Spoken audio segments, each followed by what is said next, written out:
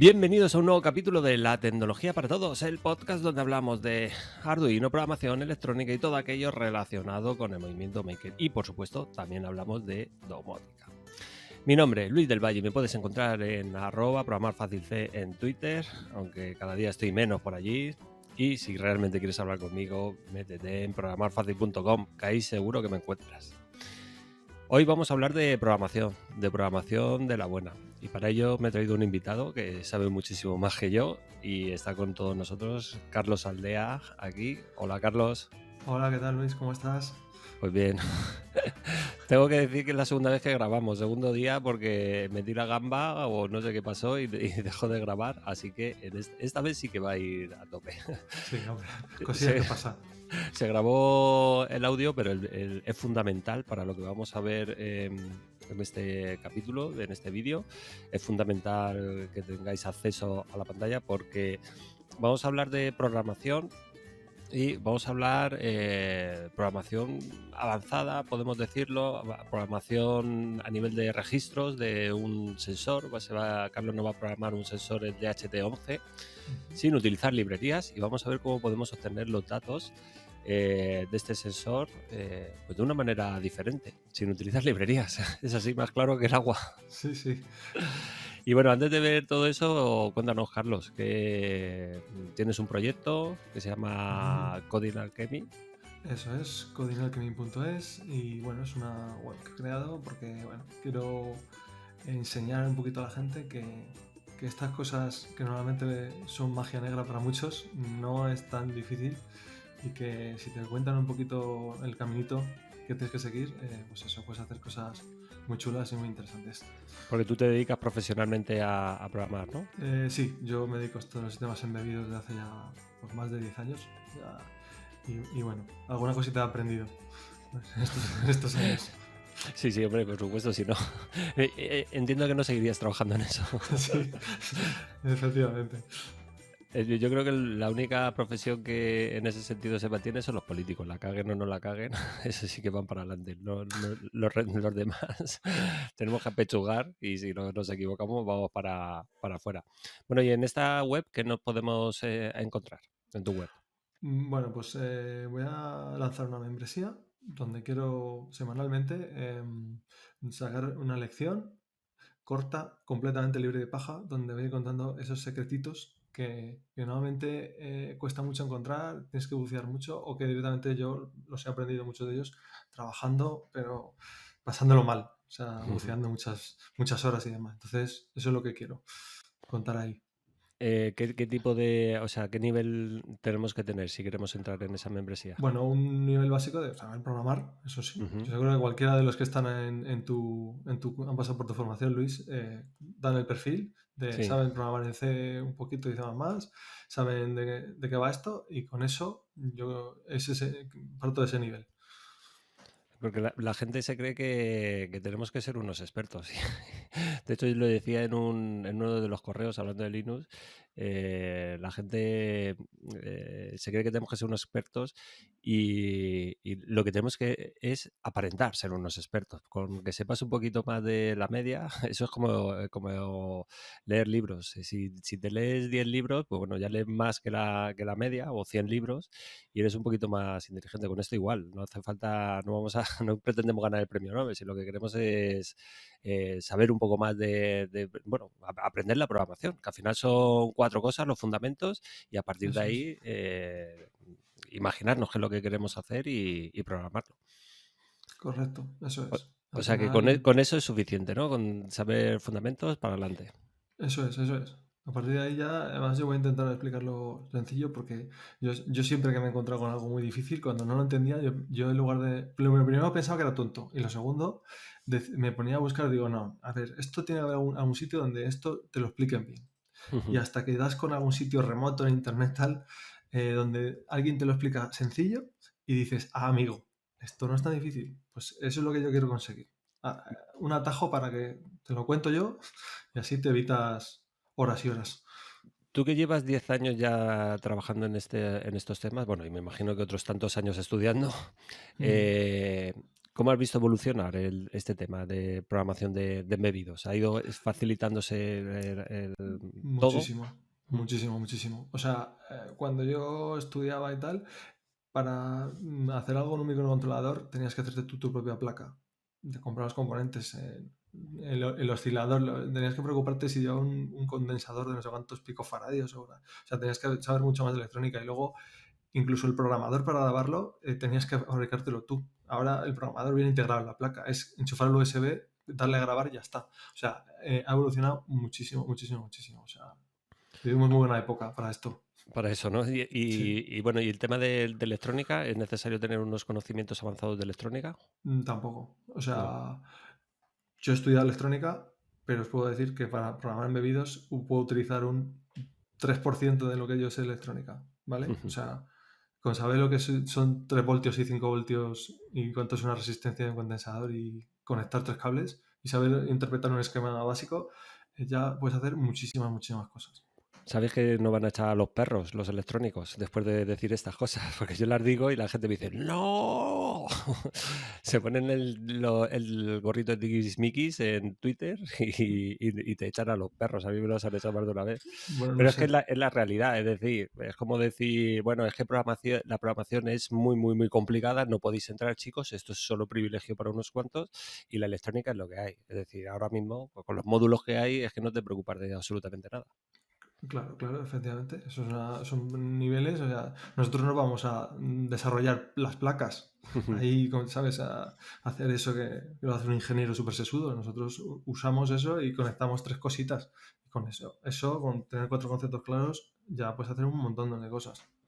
Es que no hay que diferenciar, es decir, no estamos hablando de que realmente no sea complicado la electrónica, por supuesto, y se pueden hacer con muchas cosas chulas y tienes que estudiar Mm, mucho y tienes que dedicarle mucho tiempo, pero para la gente que no queremos hacer eso, tenemos la ventaja de que podemos hacerlo sin entender. No tenemos por qué entender todo lo que hay en la electrónica, es lo que has dicho tú. Con tres Eso es, cositas que sepamos. correcto. Así Eso, que, eso es mucho mejor que estar tumbado en el sillón comiendo Doritos y viendo Netflix. Eso, bueno, por supuesto, si tu pretensión es eso, no tengas miedo que no vas a tener que hacer una formación. Y en ese sentido, pues yo creo que lo mejor es que nos hagas una demostración de lo que claro. realmente vamos a poder hacer porque claro, es programación a nivel de registro ya eso suena un poco tira para atrás.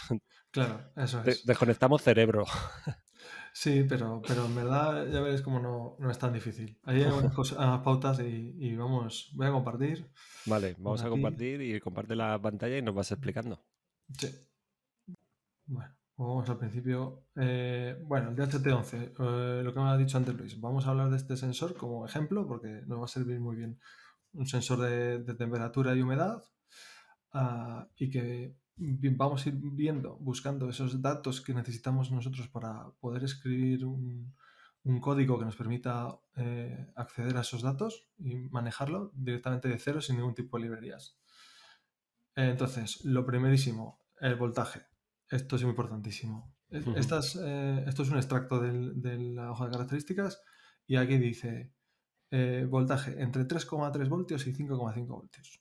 Hay que alimentarlo con esos voltajes. Entonces, eso está muy bien. Carlos, Sí, ¿esos datos son fiables? Es decir, sí.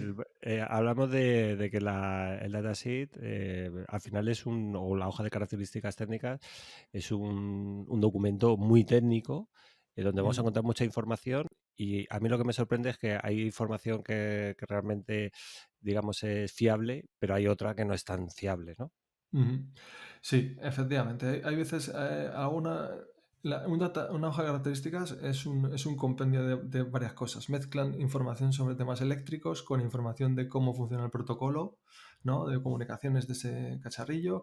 Y también está salpicado con temas de marketing para que sea impresionante, que te parezca que tu sensor es el mejor, ¿no? Entonces, como tiene mezclado todo eso, hay que quitar paja de ahí y tal. Un dato que suele ser siempre bueno es el tema de voltaje.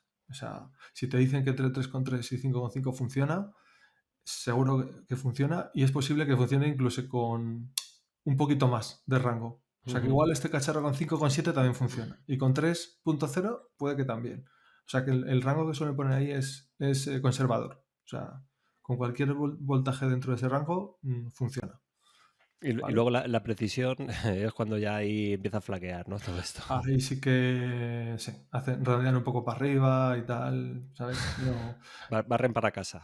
eso es, eso es. Ahí igual pone humedad entre 20 y 90% de humedad. Pues sí, igual es entre el 25 y el 88. Pero dicen, bueno, venga, entre 20 y 90. Vale. Pero el voltaje sí, suele ser. Así que Eh, esto es importante porque si tienes una placa Arduino que funciona con 3,3, vas a poder conectar directamente al pin de voltaje este sensor. Si tienes un Arduino que funciona con 5 voltios también. Así que genial. Si este sensor solo funcionara con 3,3, por ejemplo, y nuestra placa fuera de 5, pues habría que tener cuidado porque si le metemos 5 voltios a un sensor de 3, pues nos lo podríamos cargar. Entonces, este sensor genial porque cualquier placa que tengamos de Arduino lo vamos a poder alimentar sin ningún problema. hay que recalcar que el DHT11 es un sensor. Luego Ujú. en Bricogeek, en Amazon o donde sea, lo vamos a encontrar muchas veces metido dentro de un módulo donde habrá otros tipos de componentes y suele ser común, sobre todo Adafruit, que comercializa este tipo de módulos, es que suele meter un regulador de tensión para que te permita pues alimentarlo con diferentes tensiones sin tener ningún problema para Ujú. superar incluso esos voltajes, esas tensiones. Efectivamente, Luis. Muchas veces los sensores, hay fabricantes que como los hacen una pequeña plaquita y lo meten ahí con a unos cuantos más componentes para facilitarte la vida, ¿no? Digamos, en ese aspecto. Entonces, aparte de utilizar la hoja de características del sensor en sí, pues luego el fabricante de esa plaquita tendrá una hoja de características de la plaquita donde te explicará pues, las cosas que ha añadido él. Entonces, tendríamos dos hojas de características. ¿Vale? Entonces, simplemente es eso, hay que tenerlo en cuenta. Una cosa de las que más me fastidia de esos tipos de módulos es que al final meten, sobre todo cuando estamos buscando bajo consumo, suelen meter unos componentes que consumen una barbaridad, sobre todo el LDO, el regulador de tensión. Ujú. Es complicado Claro, en ese sentido, ahí sí que yo, por ejemplo, es interesante conocer la electrónica, porque si te lo quieres montar tú, te compras el sensor y montas tú todo a tu gusto para que consuma poco. Si vas a los módulos, pues seguramente te toque la MS, no me acuerdo, el 1700, Ujú. que eso Eso es. consume, vamos, más que un coche. Efectivamente, cuando vas a módulos prefabricados ya, muchas veces, y sobre todo si son módulos muy baratos, priman el precio sobre la funcionalidad, entonces pues el precio que pagas es que consume más. Si lo vas a tener enchufado en tu casa bien, pero si lo quieres usar con batería para que gaste poco y dure mucho, pues igual tienes que tirarte al sensor solo y montarte todo el circuitillo, pero vamos, tampoco es Eso, tan complicado, ¿eh? eso puede llegar a afectar incluso al rendimiento, a la precisión de los sensores. En principio no, por lo menos en este no. Mm. Hay en otras placas de estas de que tú comentas que a veces que por cómo interconecta todo, a veces que como que usan menos características de las que tiene el sensor, como que te lo capan un poco, Ujú. ¿vale? Entonces eso también está bien saberlo algunas veces. Vale. Bueno, pues eso, voltaje, esto está claro. En este caso, este sensor es genial porque funciona con todo. Luego tenemos el esquema sencillito. Este sensor tiene cuatro patillas. Una va conectada al voltaje, que lo cogemos directamente de nuestra placa Arduino. El pin 2 va conectado a una entrada digital de nuestro Arduino o la placa que utilizamos. La patilla 3 que no aparece aquí, no va conectada a nada, está ahí al aire, y la 4 es la que va conectada a masa. Y vemos que la patilla que entra al microcontrolador, al Arduino, está con una resistencia de pull-up que se llama, conectada también al voltaje de alimentación. Claro, eso es a lo que nos referimos con el módulo, ¿no? Que Claro, normalmente esa resistencia ya viene integrada dentro del módulo y no la tienes que incorporar tú. efectivamente. El módulo que voy a utilizar yo es uno que tenía por casa, de AliExpress creo que lo compré, y viene con una resistencia de 10K, me parece que es, en lugar de 5K, de 10.000 ohmios. En verdad hay un rango, ¿vale? No tiene por qué ser exactamente 5. Ujú. es un poco Sí, entre 1K y 10K, cualquier valor que pongas ahí más o menos puede funcionar. funciona. Vale. Ujú. Vale, entonces tenemos el esquemático y entramos ya en lo que es cómo hablarnos con el sensor. Aquí he puesto una nota porque esto ilustra muy bien lo que pasa con los datasets, que muchas veces ponen cosas así medio escondidas de cosas que tienen un poquito chungas sus sensores. Y aquí debajo he puesto un poco la traducción de lo que significa ese párrafo. Y es que el protocolo de comunicaciones de este sensor lo han llamado UnoWire, pero que no es el protocolo UnoWire que conocemos todos estándar. Es un protocolo que han hecho ellos a su rollo, que le han puesto el mismo nombre y que te avisan aquí de que, cuidado, no uses mi sensor pensando que es el otro protocolo porque no va a funcionar. Claro que es el que utiliza el DS18B20, Correcto, el por sensor de ejemplo. temperatura de ese 18B20 utiliza ese OneWire, el de Maxim Dallas. Eso. Ujú. Pues estos son cositas que cuando has visto muchos datasets ya te las sabes. Porque te lo ponen aquí una nota ahí en una esquina y si no lo lees, pues igual, pues tírate un montón de horas ahí diciendo, esto no funciona. Son un Pues poco cachondos, además, que le pongan el mismo nombre, pero podrían haberlo puesto pues con su, no sé cómo se llama esta empresa, Ozone, ¿no? sí, Electronics, son, eso es. pues Ozone Wire o yo qué sé, o Protocol, o yo qué sé, pero joder, One Wire. Pues sí, no, sí, sí. En fin, yo simplemente esto lo aviso porque son cosas que pasan. Vale, Que, y, o sea que la recomendación siempre es intentar leer casi todo el datasheet, por lo menos la parte que nos interesa siempre, sobre todo, detenidamente. eso es. Y cuando ves cosas con asteriscos o notas ahí al final que pone nota número 1, que muchas veces está ahí abajo de la hoja y no lo miramos, leed esas notas, porque muchas veces son cositas esas de, oye, ten en cuenta esto, pero te lo ponen ahí un poco de tapadillo porque como igual son cosas un poco feas de su sensor y lo que quieren Ujú. es que pienses que su sensor es maravilloso, pues te la ponen. Entonces, sí, las notas al pie, leedlas. ¿Hay alguna regulación en base a los datasets? Es decir, ¿tiene que seguir algún tipo de estándar pues en la Unión Europea? Oye, esto tiene que ser así porque no puedes hacer lo que te dé la gana. Uf, yo creo que la única que puede ser medianamente un poco más estándar es ciertos parámetros eléctricos Ujú, que tienen ciertos nombres, ¿no? Como bueno, power supply, ¿no? El voltaje de funcionamiento. Bueno, pues eso está claro lo que es un voltaje que le puedes aplicar a tu dispositivo para que funcione. O corriente de funcionamiento. ¿Cuántos miliamperios consume tu sensor en funcionamiento? Y ujú. te dan ahí, eso más o menos sí que tal. Ahí hay más o menos consenso. Pero el resto del datasheet, cada uno lo escribe absolutamente como le da la gana. Y luego los nombres también, porque sí que me he dado cuenta que, pues lo que has dicho antes tú, VDD, VCC, cada uno decide poner un nombre diferente. Eh, sí, bueno, tiene un origen histórico. VDD viene de drain, que es el drenador en los transistores MOSFET, Sí. y hay gente que lo pone así porque igual por dentro su cacharro está hecho con transistores MOS y si están Ujú, hechos con transistores eh, bipolares es C de colector, pero ujú, es una cosa súper así, un dato histórico. ujú, Lo utilizan indistintamente, yo creo, muchas veces. ujú, ujú. Vale. Así que bueno, y hablando de protocolo, ¿cómo nos hablamos con este cacharro al final? Pues bueno, la patillita esa que está conectada al Arduino, lo primero que tenemos que hacer es mandarle una señal al DHT para decirle, hola, queremos leerte tus datos. ¿Y cómo se hace eso? Pues en la parte en roja estoy ahí representando lo que haría nuestro microcontrolador. Lo que tenemos que hacer nosotros desde el código de Arduino para mandarle esa petición. Y es poner a cero, a nivel bajo, la patilla. Ahí he puesto entre 1 y 10 milisegundos, pero bueno, en verdad son 20 milisegundos, ¿vale?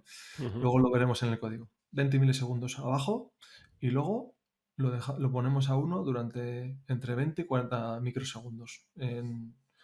¿Vale? Y con esa señal lo que vamos a hacer es decirle a DHT que queremos leer su temperatura y su humedad. Y a esto nos contesta el DHT. Si el DHT está operativo, está bien, nos va a contestar con un pulso a 0 de 80 microsegundos y un pulso a 1 de 80 microsegundos. Y ahí ya estamos ya listos para que el sensor nos empiece a mandar la información. Vamos, que es como si le cogemos y le llamamos por teléfono, ¿no? Oye, que te llamo, y el otro dice, dígame, y vale, ya Sí, estamos operativos, ya estamos comunicándonos, ¿no? eso es. Ya, Vale, ya me dices la temperatura y la humedad. vale, Vale, y entonces, ya está. vale. Vale. Pues nada, aquí la hoja de características nos dice que a continuación el sensor nos va a mandar la información, que van a ser 16 bits de humedad, 16 bits de temperatura y 8 bits de checksum, que nos quedamos igual que estamos. Por Ujú, suerte, muchas veces las hojas de características lo que hacen es ponerte un ejemplo. Esto miradlo siempre. Muchas veces se mete una parrafada enorme de cómo mando la información con un lenguaje súper rimbombante que no se entiende nada y luego al final te ponen un ejemplo de cómo es esto. ujú, Esto es lo mejor. Lee la hoja, pero al final suele venir un ejemplo y ya está. Y aquí pues se ve mucho más claro. Los 16 bits de la humedad son esto, que te dice que es la parte entera. Si tenemos 78,3% de humedad, pues esto será 78 en binario. ujú. Luego, la parte decimal, por aquí más abajo, dice que es siempre cero, ¿vale? Aquí lo pone. La parte decimal de la humedad y la temperatura es siempre cero. Esto es mentira, ¿vale? Lo vamos a ver después. La parte decimal de la temperatura no es siempre cero. Lo Ujú. vamos a ver. O sea que, para que veáis que hay veces que. Lo que decías tú, Luis, que hay veces que las hojas, algunos datos que tienen no son buenos. Bueno, luego tenemos la parte entera de la temperatura. Si, por ejemplo, tenemos 23,1 grados, pues esto será 23 en decimal. Y luego el coma 1, pues esto será un 1. Y luego la suma de comprobación que se llama es la suma de todos estos valores. Aquí no lo hacen en decimal transformado, que es como mucho más amigable, y nos hacen aquí el ejemplo de cómo quedaría la suma. Esta suma. O sea, el objetivo es al final que le digas, oye, ¿estás operativo? Sí, estoy operativo. Y es que bit a bit se lo envíe desde el sensor. O sea, el 001000001, Eso es, así, toda esta ristra de de bits. 16 más 16 más los 8. Eso es, los Vale. 40. Y aquí nos diría, es decir, nosotros tenemos que estar pendientes de recibir esos 40 bits y decir, vale, ya tenemos 40 bits, va a empezar una nueva lectura o nos manda algún pulso oye, hemos finalizado. No, o sea, tú cuando le das el pulso de que quieres una lectura, ese que hemos visto ahora. Bueno, voy a volver a pasar a la presentación Vale. para seguir con el tema. Cuando hemos dado, hemos dado ese pulso y el otro nos ha contestado, a continuación nos manda los 40 bits de seguido. Nosotros podíamos leer solo unos cuantos. Si imagínate que solo queremos saber la humedad, pues podemos leer los primeros 16 bits o incluso los 8 primeros, porque como la Claro, parte que la parte decimal, ¿no? y Podemos el decir. resto podíamos pasar y no leer más. Porque hasta que no volvamos a hacer otra vez el ciclo de dame otra lectura, el sensor no va a volver a mandar más datos. Ah, vale, que no es decir, venga, comunicamos y empieza a enviarme cada X tiempo, sino que solo una lectura cada vez que se lo solicitamos. Eso es. Es siempre bajo demanda en la lectura. O sea, el sensor no tiene más inteligencia que eso. Es dame lectura, te la doy y se queda ahí esperando hasta que le vuelvas a pedir otra. Vale, una pregunta. Tiempo de respuesta, importante, ¿no? En este tipo de sensores. ¿Tienes conocimiento de cuánto es el tiempo de respuesta o cuándo va a estar preparado para enviarnos? ¿Y de qué depende eso? En los sensores, ¿no? En general Ujú. también. Vale, me quiere sonar que entre lecturas hay que dejar pasar un par de segundos, me quiere Sí, sonar. me parece que sí, que además son de estos lentorros que tardan, porque hay sensores como el HDC 1080, me parece que me Mm. comentó Germán, que es súper rápido para esos temas. ¿De qué depende eso? ¿De la tecnología que usen para obtener la temperatura? Sí, dependerá de la tecnología que utilicen, efectivamente. Ujú. Básicamente, cómo está construido el sensor, la electrónica interna del sensor para medir esa temperatura y luego también comunicarse contigo. Es Entonces, importante, ¿no? Ese dato cuando estamos programando a este nivel. claro, efectivamente, porque si tú quieres tomar medidas de temperatura por lo que sea cada medio segundo, este sensor no te valdría, porque lo mínimo que puedes pedirle es cada dos, ¿vale? Entonces, Y Sí. no sé si tienes experiencia en esto, es decir, si yo le pido cada medio segundo, ¿qué pasa? ¿Que me dará la misma lectura o no me dará lectura?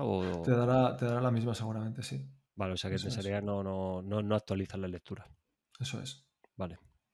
Entonces no tendría mucho sentido hacerlo así. Vale, y entonces pasamos ya a ver todos esos 40 bits, cómo los manda. Se podría mandar de muchas maneras, pero este sensor, para mandar un 0, lo que hace es mandar un pulso a 0 de 50 microsegundos y seguido de un pulso de entre 26 y 28 microsegundos a 1. Todo eso junto significa que ese bit es un 1. O sea que vamos a ver 40 pulsos de estos. Es un cero, ¿no? Eso es Ha un dicho. 0, eso Ujú, es. Y luego, si el bit que va a mandar es un 1, pues la parte que manda a 0 van a ser igual que 50 microsegundos y la parte a 1 van a durar 70 microsegundos. ¿Vale? ujú. Ah, luego lo veremos en el código, pero para nosotros discriminar qué es un 0 y qué es un 1, podríamos hacerlo de muchas formas. Podríamos medir exactamente que esto mide 50 y esto 26, ¿vale? Y que esto mide 50 y esto 70. Yo lo voy a hacer una cosa mucho más sencilla, que es em, como cuando esto es un 1, este pulso a 1 dura más que este. 70 es Ujú. mayor que 50. Y en este caso es al contrario. Cuando es un 0, este tiempo a 1 es menor que el tiempo a 0. Entonces, yo me voy a basar en eso. Es simplemente pasar ese es un 0, es si esto es menor que este, es un 0. Y si esto es mayor que este, en tiempo, en duración, esto es un 1. ¿Vale? Vale, Porque y qué es lo que detectas? Es decir, nosotros tenemos que detectar cuándo pasa de nivel alto a nivel bajo, ¿no? Y empezar a contar, y de nivel eso es. alto, o sea, de bajo a alto, y también contar, ¿no? Para otra vez cuando pase. Eso es. Correcto, vamos a medir cuando pasa a 0. Vamos a estar midiendo vale 0, vale 0, vale 0. De repente la patilla cambia de a 1. Y Ujú, entonces decimos, ok, pues habremos contado aquí no sé cuántos ciclos, ahora lo veremos, y decimos, vale, pues no sé cuántos ciclos hasta a 0. Y ahora está a 1, a 1, a 1, y me espero hasta que llegue la siguiente bajada a 0 para ujú, transmitir el siguiente bit y contaremos no sé cuántos ciclos. Y ujú. con esa información es en lo que luego la procesamos para sacar todos los valores. Entonces, ahora pues vamos a pasar al código si te parece directamente. Vale. Otra pregunta. ¿Puede ser que en algunos sensores o algunos datasets o algunos embebidos o lo que sea, o cualquier componente, la información binaria venga en sentido contrario? ¿O no? Que se lea en vez de izquierda a derecha, de derecha a izquierda. Sí, eso puede pasar, efectivamente. Vale, porque es que me suena que lo he visto por ahí y digo, ¿cómo puede ser esto? No puede ser, nos estáis volviendo locos. Claro, sí, sí, sí, sí, efectivamente. En una ristra de bits así, te la pueden mandar de las dos formas. Empezando por el de más a la derecha y acabando por el más a la izquierda o viceversa, ¿vale?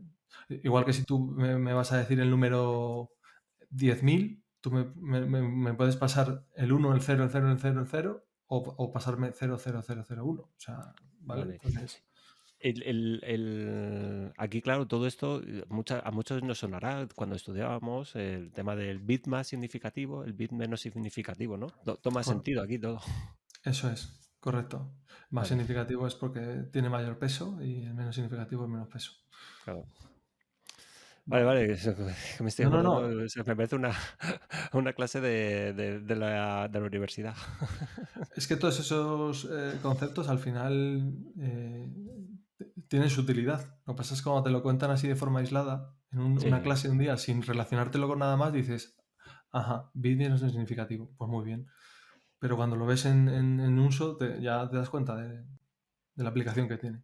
claro, me pasó algo también muy parecido con el tema de las derivadas. Te explican a calcular derivadas y muy bien, pues apruebo el examen y ya está. Pero cuando realmente ves el potencial, o sea, para qué se utiliza, por ejemplo, en términos de visión artificial, pues dices, ahora tiene todo un poco más sentido.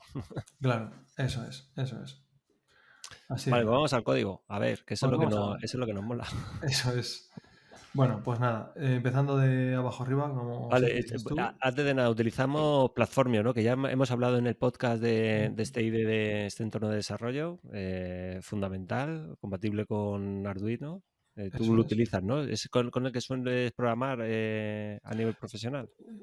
Bueno, a nivel profesional, bueno, hago otras cosas, utilizo vamos, lenguaje no, lenguaje C, pero hago otro tipo de desarrollos, pero cuando para mis cosas de Maker y tal, sí que utilizo esto, porque está muy bien integrado con Visual Studio Code, que es este editor que uso, que me gusta mucho y me permite muy bien navegar por el código y demás, te autocompletar y no sé, y es muy, muy, muy sencillo porque lleva 2 clics en instalar el plugin de Platform IO en el Visual Studio Code y es sencillísimo. Seleccionas tu tarjeta, te crea el proyecto y en 5 minutos estás programando. El estándar de programación de embebidos, estamos hablando de Maker, a nivel Maker, utilizamos todos C, C++. A nivel Ujú. profesional, se Sí, utiliza C, C++. CDC++, correcto. O sea, y alguna cosita en ensamblador muy, muy, muy oscura y muy, bueno, oscura, o sea, de muy bajo nivel, pero es rarísimo, ¿eh? El 99% de mi trabajo es en C. Y es igual de óptimo, es decir, es igual de fiable, es igual que programar en ensamblador. Al final estamos buscando Eh, eficiencia, es decir, que sea el código sea lo más eficiente posible. Ujú.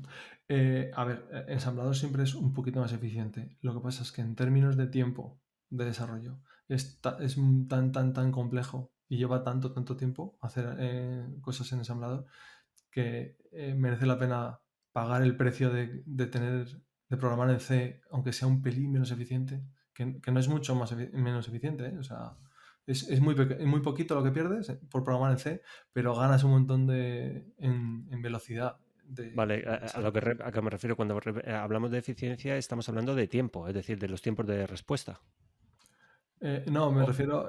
Bueno, o- sí, perdón. En eficiencia entre ensamblador y C, hablamos sí, de lo rápido que se va a ejecutar ese código. vale. Y Porque a de, nivel de optimización de recursos de memoria es igual, ¿o no? puede que C tenga un poquito más de sobrecarga, pero muy poquito. Entonces, Vale. estamos hablando de, no sé, puede ser un 4 o un 5% más pesado C que ensamblador, pero sin embargo, en desarrollar un código en C tardas, no sé, imagínate 1 hora y en ensamblador igual te lleva 8. O sea, merece mucho la pena. Nos van a echar otra vez a los perros. Vamos a decir que ensamblador está deprecated. Se utiliza muy poco y para cosas muy, muy, muy, muy específicas y bastante avanzadas. Entonces, el común de los mortales no vais a tocar un ensamblador en vuestra vida y vais a vivir felices. Vale, O sea, ya que no a pasa nivel nada. profesional ya está pasada página, ¿no? Con eso. En poder profesional, cosas muy, muy, muy extrañas, de tema de sistemas operativos o inicialización de una placa, cosas ya bastante avanzadas. Y yo en 10 años de carrera habré programado, no sé, 200 líneas de ensamblador o Vale, 300. Muy, muy poco. O sea vale. que tranquilidad con eso. Ok, sí, porque si no la gente se me asusta. Nada, no. Vale, pues Platformio, totalmente compatible, ¿no? Esto también se puede hacer con el IDE de Arduino, exactamente igual. Sí, sí, sí. Este código que además lo voy a regalar, este código que vamos a ver ahora, eh, pero voy a pediros algo a cambio, que suscribáis a mi newsletter en codingalchemy.es. Pero Vale, sí, esto luego mismo luego hablamos cómo pueden conseguir vale, el código. eso es. Sí, esto es totalmente compatible con el IDE de Arduino. Si este código lo coges y lo pones en el IDE de Arduino, funciona perfectamente. Yo voy a Vale. utilizar un Arduino Nano, por si alguien lo quiere saber. Vale, entonces, de abajo arriba, la función de setup, la de siempre, lo único que hago es inicializar el puerto serie para sacar los mensajes de debug que vamos a ver con la temperatura que medimos y demás. Y luego dentro de la función de loop tengo una función donde leo los valores, donde va a estar toda la lógica para comunicarme con el sensor y hacer ese protocolillo que hemos visto antes. Y luego una función que lo que hace es convertir todos esos pulsos que vamos a medir, de bajos y altos, codificarlos para extraer el valor de temperatura y humedad en valores normales que nosotros entendamos. Vale, Y o bueno, sea, de binario a decimal, vamos a a pasar decimal, eso es, en un valor que tú un humano se va a leer, ¿no? Yo quiero leer un 70% de humedad, no un 00101. Tú, tú con la práctica ahora, al trabajar tanto en binario, ya te acostumbras a ver los números en binario y saber ya lo que Sí, es. sí, sí, sí, sí. Ya es como Matrix. Acabas viendo Matrix. Los números en binario y en hexadecimal los ves muchísimo cuando programas en embebidos profesionalmente y ya hay muchos valores que lo ves y dices, esto es un 33 en decimal, según Vale. lo ves. O ¿Y, sea, y hexadecimal? hexadecimal, sí, lo mismo, los valores estos que van de 0 a F Ujú. y también, eso se utiliza bastante también.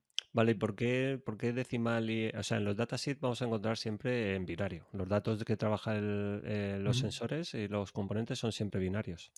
Binarios se utilizan más cuando estamos hablando de un registro con varios bits y que cada uno de esos bits tiene un significado, digamos. Ujú, Hay sensores que tienen un registro, ¿no? Que tú, si accedes a leer a él o a escribir, y si tocas el bit, imagínate el bit 5 significa que deshabilitas el sensor o habilitas no sé qué funcionalidad del sensor. ujú, Ahí sí es a nivel de bit, pero muchas veces las direcciones de memoria que pueda tener dentro un sensor o un ujú, dispositivo suelen escribirse más en hexadecimal, ¿vale? ujú, Ahora bien, no preocuparse ni media. La calculadora de Windows tiene una función de programador y ahí tú metes un valor en binario y te da la equivalencia en hexadecimal, en decimal, en binario y en octal también, que es otra cosa que también se utiliza alguna vez. Así que no preocuparse ni un poco. Si veis un valor en hexadecimal, lo cogéis, lo metéis en la calculadora de Windows en modo programador y tenéis la equivalencia en decimal si lo necesitáis para algo. ¿Vale? vale. De hecho, yo lo utilizo a diario, ¿vale? O sea, la calculadora de Windows. O sea, no penséis que tiene nada de malo. Claro que a lo que me refiero es que las librerías de alto nivel, nosotros vamos a hablar, muchas veces le tenemos que pasar datos en hexadecimal Ujú. y él ya traduce, ¿no? Porque al final la comunicación final siempre es en binario, no se Eso habla es. no se habla en hexadecimal, pero para comodidad nuestra y no tener que trabajar con tantos dígitos, ¿no? Trabajamos Eso en es. hexadecimal. Correcto. Es básicamente comodidad por eso. Porque un valor en binario ocupa 8 caracteres y en hexadecimal son 2. Claro, El mismo valor. se me viene a la memoria lo típico, que son las direcciones I2C, que Ujú. trabajamos en esa décima, se la pasamos, oye, es 45, vale. Eso es. Y luego por debajo, cuando le pasamos esa memoria, ya no a la librería correspondiente de comunicación o lo que sea, él ya la traduce, ¿no? Eso es. Vale, Sí, sí. Al final, por ahí debajo, en dispositivos electrónicos siempre es todo binario, ceros y unos. vale. La representación hexadecimal o otra cosa es por comodidad nuestra de los humanos. Ok. Sí que somos los torpes. Efectivamente. Vale, pues entonces, vamos directamente a la función de leer valores, Ujú, que ahí es donde vamos a hacer todas estas cosas que hemos hablado antes. Eh, esta primera parte de poner el pin, yo voy desde al pin 3, pin digital 3, porque me ha salido de ahí, ¿no? Pero ujú. el que más os guste. Y lo pongo a input pull up y hago un delay de un segundo. ¿Por qué hago esto? Porque como tenemos la entrada a nuestro Arduino con la resistencia de pull up, que es la que se encarga de poner la patilla 1, o sea, en ese tipo de circuitos, el microcontrolador lo único, solo trabaja cuando quiere poner a 0. Y dice, venga, te pongo a 0, pero cuando quiere que se ponga a 1, lo que hace el microcontrolador es suelta y la resistencia se encarga de poner la patilla 1, ¿vale? Es Ujú. simplemente para que veáis un poco el símil. Entonces, para que la patilla empiece estando a 1, hago esto. La pongo a input pull up y hago un delay y entonces con esto hago que la patilla empiece a 1. Y ya a continuación es ¿Y eso cuando no sería, hago... sería lo mismo que poner pin model a input y luego poner digital write a uno? ¿Sería exactamente lo mismo o no? eh, O, yo, o lo haces así porque es más rápido. yo creo que así es más rápido y estuve mirando la librería, la DHT, la librería que hay en Arduino, estuve Ujú, buceando en todo su código y estuve viendo que lo hacían también así. Porque como vale. tú siempre cuentas, copiar código está bien, siempre y cuando entiendas lo que hace, ¿no? Lo que hace. Entonces, ¿por qué no mirar cómo está hecha dentro? Lo estuve mirando un poco y lo hacían así. Y estuve haciendo pruebillas y así es como funcionaba bien todo, Vale. así que así lo dejé. Ujú. Entonces, ahí le ponemos a 1 y luego ya empezamos con poner a 0, lo ponemos en modo output para poner a 0, hacemos el digital write y esperamos los 20 milisegundos. Vale, ahí es donde estamos enviando ya, empezando a enviar la Sí. notificación, el aviso, ¿no? De, Ujú. oye, DHT11, que estamos aquí, queremos leer la temperatura, ¿no? Eso es. Esa es la primera parte. Ujú. Y luego, pues nos falta dar el pulso para arriba. Antes de esto, muy rápido sobre esto. Aquí vamos a estar midiendo pulsos, duración de pulsos. Entonces esto es un poco como estar mirando el reloj de tu cocina y viendo cómo el segundero pasa y apuntando en un papel. Si te llaman a la puerta y sales y vuelves, te has perdido no sé cuántos tics de la manecilla. Entonces por eso llamo a esta función que básicamente es deshabilitar las interrupciones. No me moleste nadie que estoy contando. Vale. ¿Vale? Ya está. No cuento mucho más sobre esto porque creo que el concepto está claro. Ujú. Se puede investigar más sobre esto después. Y entonces nos falta, después de dar el pulso bajo a 20 milisegundos, nos falta poner a 1. Y lo vamos a volver a poner a 1 igual que hemos hecho aquí al principio. Lo pongo a input pull up, la patilla, el microcontrolador va a soltar la patilla de tenerla a 0, la resistencia va a hacer que el voltaje suba hasta los voltios que sean, hasta 1, y hacemos aquí el delay de 40 microsegundos. Vale, o sea que ya Vigila. tenemos el pulso bajo, que está a nivel bajo de 20 milisegundos y ahora empezamos con el de 40 microsegundos. Eso es. Vale, para Y ahí ya avisar está. al DHT11, oye, que estamos aquí. Ujú. Y ahora ya pasamos a la parte de los dos pulsos de 80 microsegundos a 0 y a 1, Ujú. que para medir estos pulsos utilizo esta función que la he escrito aquí arriba. Es una función súper tonta que lo que hace es, bueno, le pasamos un número de pin y el nivel lógico que queremos ver el pulso, si es a 0 o a 1, y entonces, si imagínate que queremos ver un pulso, cuánto dura un pulso a valor 0, pues lo primero que hace es leer la patilla a ver si está el nivel ese, si está a 0. Si no está a 0, pues me quedo aquí en un bucle esperando. Mm. Estás a 0 ya, estás a 0, de repente la patilla cambia a 0 y entonces esta función deja de cumplirse y sale de este bucle y ya empieza a contar eh, bueno, pulso, empieza a contar tics, vamos a decir, o por llamarlo de alguna Sí. forma. Es una cuenta, ¿no? Es simplemente está leyendo la patilla Ujú. y asegurándose de que está el valor que le hemos dicho. Estamos midiendo un pulso a 0, pues otra vez igual. ¿Está la patilla a 0? Sí, está la patilla a 0 y cada vez que lo compruebo, sumo 1 a un contador, ¿vale? Este contador que es tiempo, que es, en verdad no es nada, es simplemente una cuenta, va a dar aquí un valor. Esto dependerá de lo rápido que corra nuestro microcontrolador y de muchas cosas, pero lo importante aquí es que el valor final que vamos a tener ahí en este contador es proporcional a la duración del pulso, ¿vale? Ujú. De hecho, lo vamos a ver luego cuando lo ejecutemos. Y ya está. Cuando la patilla esta acaba el pulso a 0 y vuelve a pasar a 1, pues esto deja de cumplirse esta condición, sale del bucle y nos devuelve la función el valor de lo que haya contado en Ujú. la cuenta. ¿Vale? Esta función es así de sencilla, lo único que hace es esto. Y entonces volvemos otra vez aquí. Habíamos dado el pulso de 20 milisegundos a 0, 40 microsegundos arriba, y ahora ya esperamos el pulso a 0 del del sensor de HT11 y luego el pulso de 80 microsegundos a 1. Aquí el valor que devuelve la función lo estoy ignorando directamente porque simplemente lo leo, pero como lo ignoro, porque como esto no son datos de lectura, sino que simplemente un pulso que me tiene que dar, lo hago así y ya está, ¿vale? Vale, ese es el aviso de, vale, estoy Ujú. aquí. Eso es, Empezamos. correcto. Y ya una vez hecho esto, ya nos metemos aquí en la lectura de los 40 bits que hemos hablado antes. Ujú. Aquí lo que vamos a hacer es, he definido un array con los pulsos, de pulsos con 80 posiciones, ¿vale? Porque cada uno de los bits lleva un pulso bajo y un pulso alto. Entonces, 40 bits por 2 pulsos, ¿no? 80. Entonces, lo que vamos a ir haciendo es almacenando en ese array, en cada una de las posiciones, en la duración de cada uno de esos pulsos. ¿Vale? Entonces, en la posición 0 va a estar la duración a 0 del bit 1.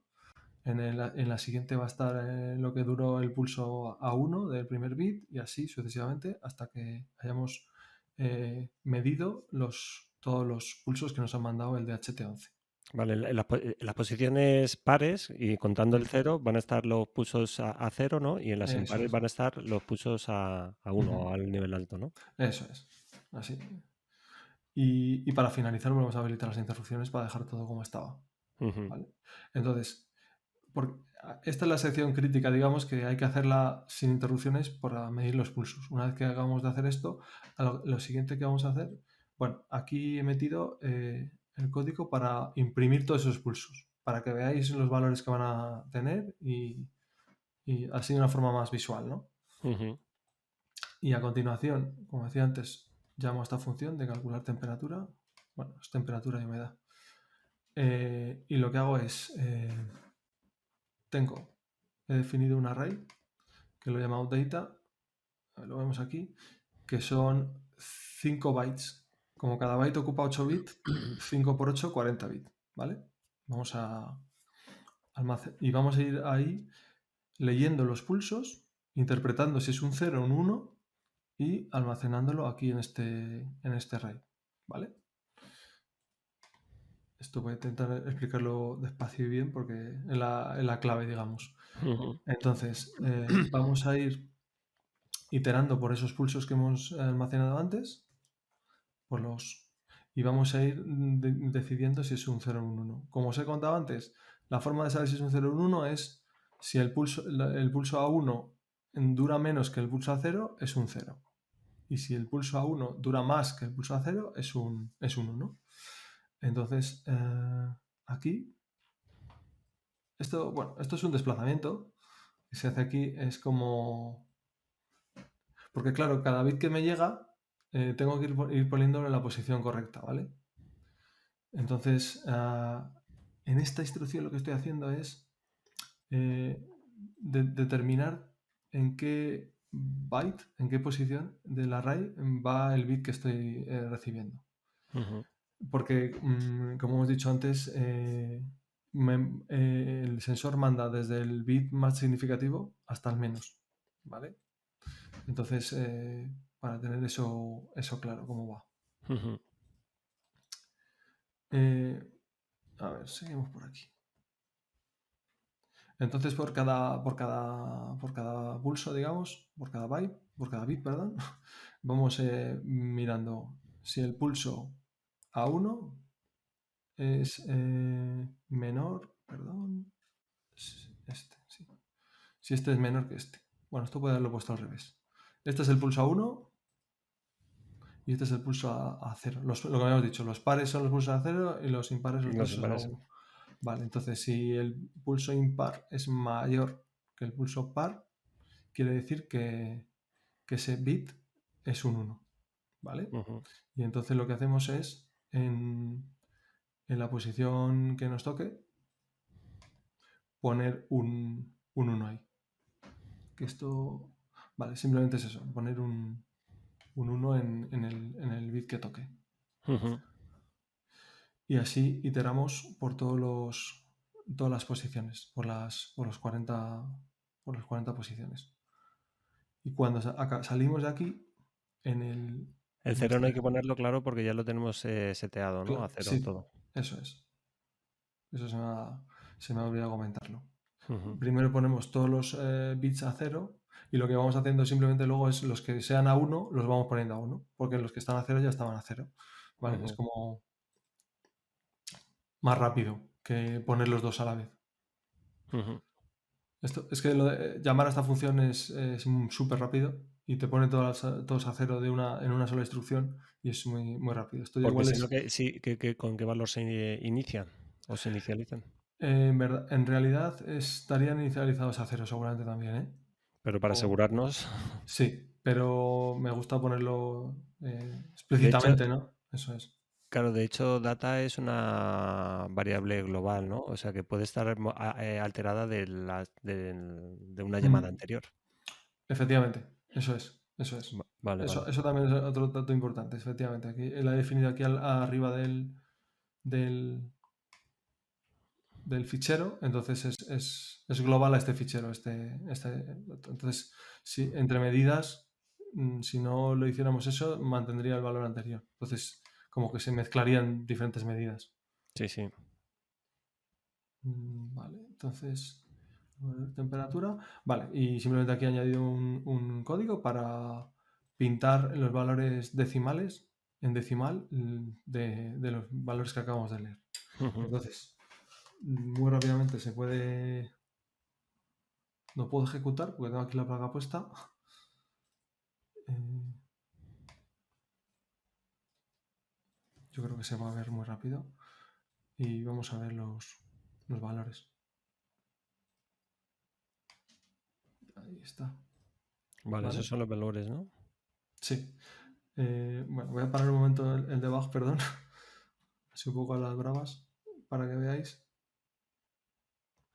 Estos son los valores de los pulsos, ¿vale? Es Ujú. como, ha contado 7 vueltas, ¿no? Ah, 7 contadores, ¿no? Los contadores. El count se ha llegado a 7. Sí, que Y este es el. normalmente, claro, se supone que todo, si todo va bien, todo es exacto, el pulso, cuando está en estado bajo, en estado Ujú, low, siempre es el mismo, ¿no? Que son los 50 microsegundos. O el eso es. sí, Mira, casi todos son 7. Bueno, aquí hay uno que está a 6. No ha sí, llegado a contar 7, ha contado 6, porque bueno, no es exacto. Pero lo bueno es que aquí vemos que este dura 7, este es el de 50 microsegundos, pues este dura 2, pues esto es que ha durado en los 28 microsegundos. O sea que sí, esto sería un 0, claro. esto sería un 1, ¿vale? Ujú, Esto sería un 0, 0, ¿vale? ¿Ves? Aquí en lugar de 2 ha contado 1, pero no es importante porque al final hemos basado la detección de ceros y unos en que sea mayor o menor, ¿vale? ujú. Entonces, como esto se ve perfectamente, y no hay ningún problema. Y luego a continuación lo que imprimo es esto. Esto. Que es el Esto data. es, esto es la humedad, 65%, la parte decimal viene siempre a cero, la temperatura, 23,9. Ujú. 23 la parte decimal, 9. Y este 97 es la suma de todo, que aquí es muy fácil hacerlo, porque como es en decimal, si sumamos 65 más 23 más 9 da 97. Vale, O es sea, el checksum, ¿no? el checksum ese. Si queremos asegurarnos de que los datos que nos ha enviado el sensor no están corruptos, esto, ¿sabes cuándo sería muy importante? Si pusiéramos un sensor con un cable muy largo, Ujú, o sea, que yo ahora mismo tengo una plaquita que el cable mide 10 centímetros, ¿no? Pero si imagínate que pongo un sensor, yo qué sé, en el jardín de tu casa y luego tiras un cable de, no sé, de 30 metros y el Arduino lo tienes dentro de tu casa. Imagínate que haces algo así. Ahí sí ujú. que las interferencias o la distancia puede hacer que algún bit no se lea bien y entonces este checksum seguramente, si tú hicieras la suma, no te correspondería y entonces así detectarías que los datos se han corrompido por algún Y, motivo. y lo Tampoco hay que vamos a desplazas, entrar claro. más, Ujú. claro. Y ya está. O sea, al final, esto mismo que he hecho yo aquí, así leyendo el datasheet y viendo un poco cómo funciona, es como está implementado por dentro de la librería oficial de Arduino de HT11. Con Ujú. alguna cosilla más que le he añadido y que está hecho con C++. Yo esto es C puro, digamos, pero básicamente el algoritmo, ¿no? La forma de leer los datos es la misma, ¿vale? Ujú. O sea, para que veáis que el señor que hizo la librería en su día hizo básicamente esta operación. Sí, que no es, que no es, vamos, que no te magia la librería. Si tú le pides eso y de venga, pues ya me pongo yo en contacto, sino que por debajo pues hay un código que realmente se entiende, que no es algo extraño. Eso es, Los que estamos acostumbrados a programar con Arduino, SPs, todo esto nos resulta muy familiar. eso es. ¿Y Eh, hasta qué punto podemos llegar a programar así? O sea, ¿qué podemos llegar a hacer? Podemos leer cualquier tipo de sensor que tengamos en el mercado, todo, ¿no? Sí, sí, no, cualquier sensor. O sea, siempre y cuando eléctricamente lo podamos conectar a nuestro Arduino, si estamos utilizando un Arduino, pues sin ningún problema. Otra cosa es que el sensor tenga un voltaje raro Pero a o nivel de programación, vamos a sí, centrarnos. sí, a A nivel nivel de de programación, programación siempre sí, sí, vamos a encontrar un protocolo que nos van a explicar en el datasheet y vamos a eso ver es. eso de los pulsos, cómo tenemos que comunicarnos para que nos dé Ujú. información, cambiar algún tipo de Eso registro. es. Puede que sea un protocolo estándar, imagínate que es un I2C. Entonces, Mm, igual en el datasheet tampoco te hablan, no te cuentan el I2C entero porque es un protocolo estándar. Te dirán, si quieres ver cómo funciona el I2C, léete el documento de I2C, pero te van a explicar perfectamente qué dirección de memoria I2C usa ese dispositivo, la velocidad a la que se comunica de I2C y mm, todas estas cosas. Te va a dar toda la información que tú necesites del protocolo para poder tú hablarte con ese cacharrillo. ujú. Eso es. Oye, Carlos, pues ha estado genial, la verdad, la clase que nos has dado sobre cómo programar un DHT11 sin utilizar librerías. Genial. Y yo creo que va a haber mucha gente interesada en este tipo de temas porque entiendo que también habrá gente programadora que venga de programación pues de alto nivel, Ujú. que programa ya no embebidos, sino ordenadores o Claro. la informática de gestión, la programación de gestión. Ujú. Yo he trabajado también muchos años en ello, que está muy acotado a programar en base a unos periféricos que son el teclado, la pantalla, el ratón y Ujú. si acaso una cámara o algo y un micrófono, pero de repente aquí se nos abre un abanico espectacular y claro, teniendo esos conocimientos es sencillo poderlo aplicar con ciertos tips como Eso es. estos. Ujú. Totalmente. Futuro laboral, ¿cómo lo ves? El tema de la gente que quiera empezar en todo esto. Es decir, hay bastante mercado. Bueno, a Yo, nivel de programación, sí, no, yo en este mundillo del bebido veo muchísimo, muchísimo mercado, cada vez más, porque si habéis escuchado hablar de una cosa que se llama IoT, que igual sí, ¿no? Os sonará. Todos los dispositivos IoT no dejan de ser sistemas embebidos, son microcontroladores o tarjetas igual un poco más potentes como una Raspberry, para entendernos. Todos esos cacharros que se llaman dispositivos IoT son eso. El reloj que llevas a la muñeca que te cuenta los pasos es un microcontrolador que lleva un sensor de frecuencia cardíaca, un sensor de no sé qué, ¿sabes? Todas esas cosas son sistemas embebidos. Entonces, imaginaros todo lo que se habla de IoT y dispositivos ahora a día de hoy, cada vez va a haber más puestos de trabajo sobre esto. O sea, es un campo muy interesante. vale, una pregunta, ¿por qué no utilizar las librerías? Es decir, si ya tenemos librerías hechas, ¿por qué no utilizarlas? No, no, en librerías está genial. De hecho, saber un poco cómo están hechas por dentro te permite tunearlas a tu gusto, porque hay veces que las librerías que se hacen no utilizan todas las funcionalidades del sensor, ¿vale? Y de hecho eso, si tú entras a la librería en internet donde está alojado y ves el histórico del programador que lo escribió, pues igual dice, pues esta funcionalidad estaría bien tenerla, pero no está metida todavía. Igual justo es la funcionalidad que tú quieres. O sea que te puede pasar que una librería oficial, la funcionalidad del sensor que tú quieres usar no la tiene implementada. Y tú podrías coger y decir, pues voy a modificar la librería y voy a habilitar esto, ¿vale?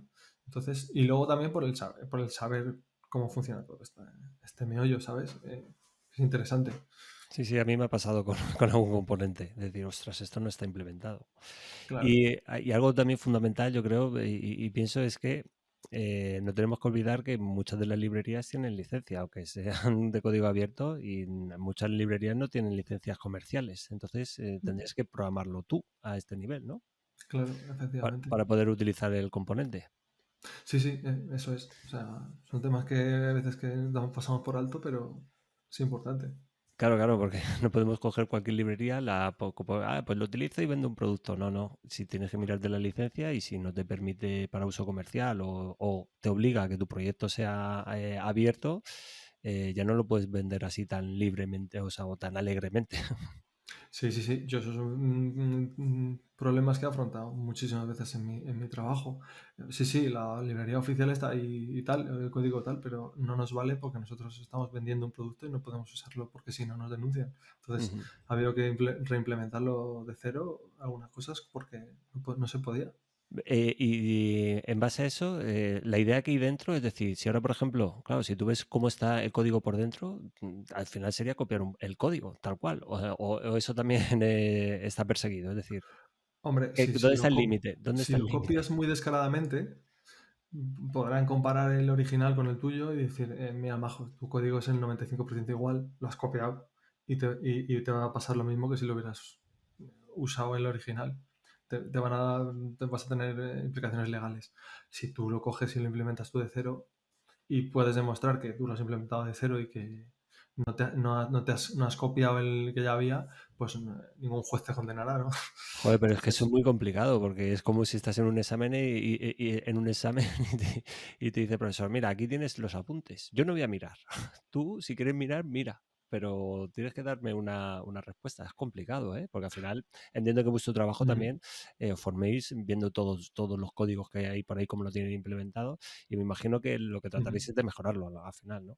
claro, sí, efectivamente. Sí, siempre, a ver, en el mundo del software, se aprende mucho leyendo el código de otras personas, ¿no? Y tú lo miras, ¿no? No puedes meterte en una burbuja y decir, voy a implementarlo yo sin mirar nada. Lo miras, te basas, ves un poco la filosofía que utiliza el otro desarrollador para hacerlo. Igual que he hecho yo con el DHT11, he mirado un poco también, digo, a ver, y te fijas un poco y tal, pero luego lo implementas un poco a tu manera, ¿vale? Ujú. Y ahí yo creo que nadie se metería. Bien, pues nada, perfecto. Vamos a dejar todos los enlaces en las notas de este podcast, de este capítulo. Y bueno, ¿cómo van a poder conseguir este código? Bueno, pues suscribiéndose a mi newsletter, que aparte de que voy a regalar esto, yo creo que está entretenido. Doy algunos tips, siempre son historias curiosas, ¿no? Entretenidas, no es un rollazo, nada de emails con banners ni nada por el estilo. Son del rollo de como los emails que manda Luis. Bueno, Sí, sí, igual, son muy cachondos, que yo me los he leído y son muy cachondos. así que es un email que bueno, te echas una risa, sacas algún aprendizaje y, o sea que, Y y además, aparte, yo recomiendo que ya te suscribas a la mía, a la de Carlos o a la que sea. Si te aburre una lista, nos haces un gran favor y desuscríbete. Porque es que es así, porque tenemos muy poco tiempo y no podemos estar perdiendo el tiempo en cosas que, primero, que ni nos interesan y segundo, que si te aburren, pues oye, qué tontería estás recibiendo sí, información. bastante spam tenemos en todo el día, ¿no? Si no te interesa, efectivamente, tiene el botón de suscribirte, tal. Y si te gusta mucho y quieres compartir algo, respondes al email y a mí me llega tu respuesta y yo encantado de recibir respuestas si te ha gustado o lo que sea. Pues nada, dejaremos todos los enlaces y nada, oye Carlos, muchísimas gracias. A ti por invitarme. A ver si ya haremos una segunda parte, ya buscaremos cómo liarte para que lo hagamos. Podemos hacer una hora de código también, que se venga Germán, que Germán también es un hacha en todos estos temas y seguro que le va a gustar mucho y a José Manuel también, así que queda pendiente otra convocatoria. Encantado, cuando quieras me invitas, yo vengo encantado. Vale, pues muchas gracias Carlos. A ti. Y a todos vosotros, como siempre os digo, nos escuchamos la próxima semana. No faltéis a la cita y recordad, sed felices.